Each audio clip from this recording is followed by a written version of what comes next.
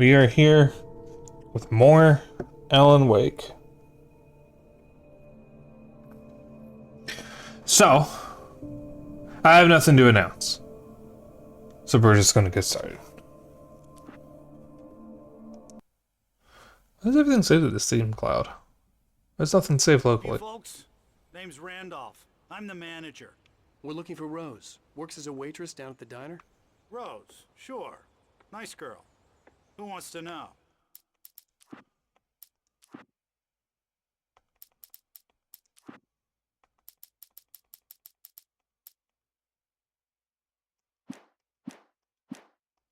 I'm Alan Wake. The writer, huh? I heard on the radio you were visiting. Well, I'll show you her trailer. That Rose, she's a nice girl. Always pays her rent on time. As I was saying, Al, I found all sorts of weird stuff from the local newspaper's archives. This place is crazy. Disappearances, mysterious deaths, urban legends come true, and get this, most of this stuff takes place around Cauldron Lake. Well, you ain't wrong, mister. The Indians thought the lake was a doorway to the underworld. I'm the God-fearing type myself. I don't hold with that sort of thing. Yeah, okay.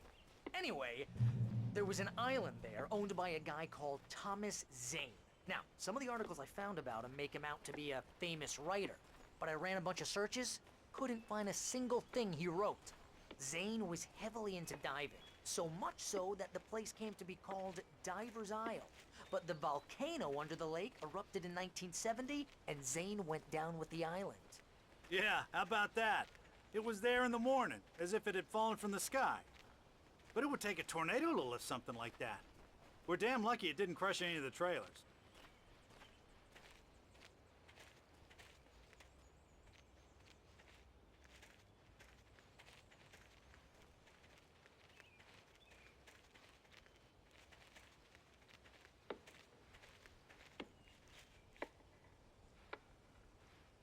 It gets better. A local girl, Barbara Jagger, drowned in Cauldron Lake just a week earlier. They were lovers. I am not the prig on pay. Thank you very much. About a new GPU? Yay! Sure, Jagger's a local spook story. The Scratching Hag comes for you in the dark. Childish stuff like that. Anyway, Al, I'm just getting to the best part. All of the articles about this stuff were written by Cynthia Weaver. I asked around, and she's that crazy bag lady you met. What, the lamp lady?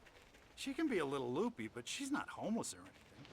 Yeah, anyway, she knew both Jagger and Zane before they both died, and she had some kind of a breakdown.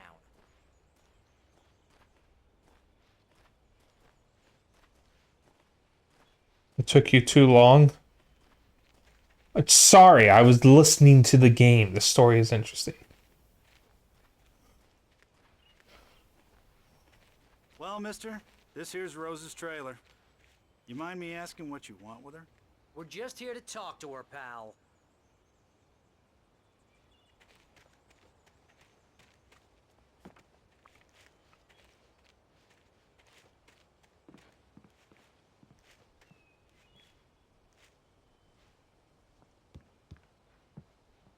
Girl, you got a missing floorboard.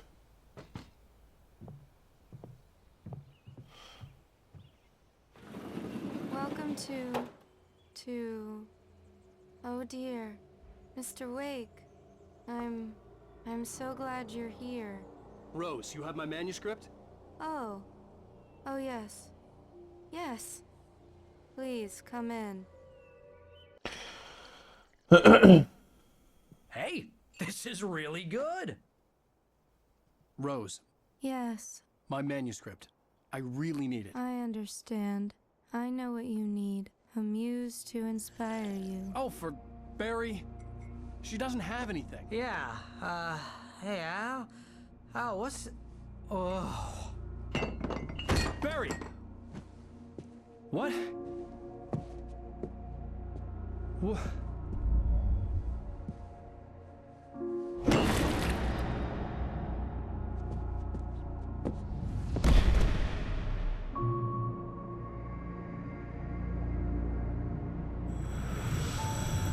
It's coming for you, hiding in my barber's skin. I'm too weak to stop it. You must turn the lights on. I promised I'd come visit you and your lovely wife. You must finish what you started. I insist. You must turn the lights on. Turn the light on. Back to work, boy.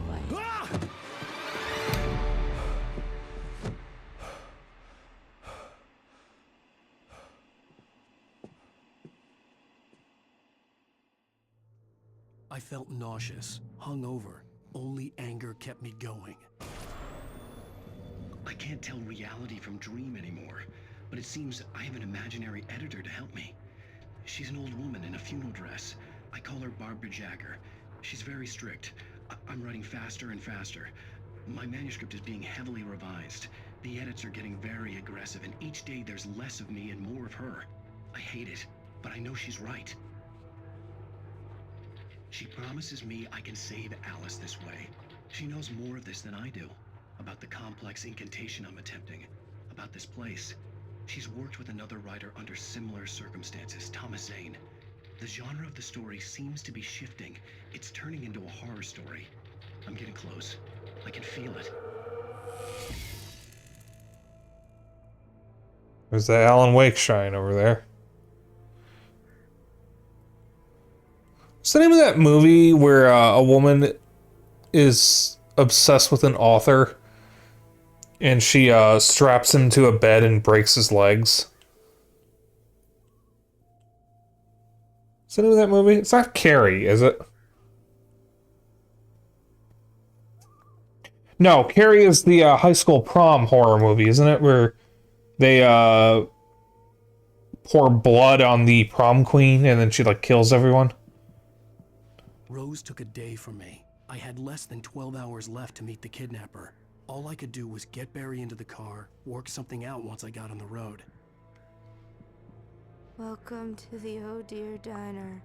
What can I get you today? Coffee? I couldn't work up much hate for Rose. Something had used her to get to me and left its mark.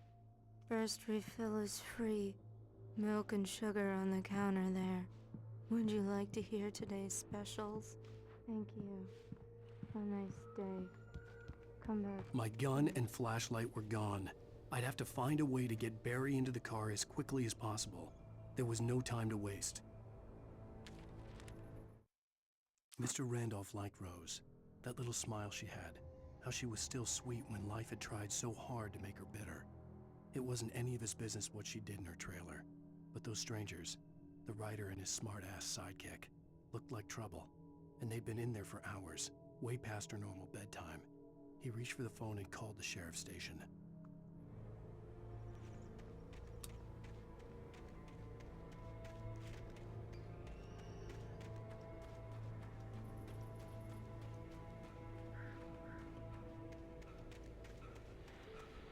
Oh, Bandit go cheap.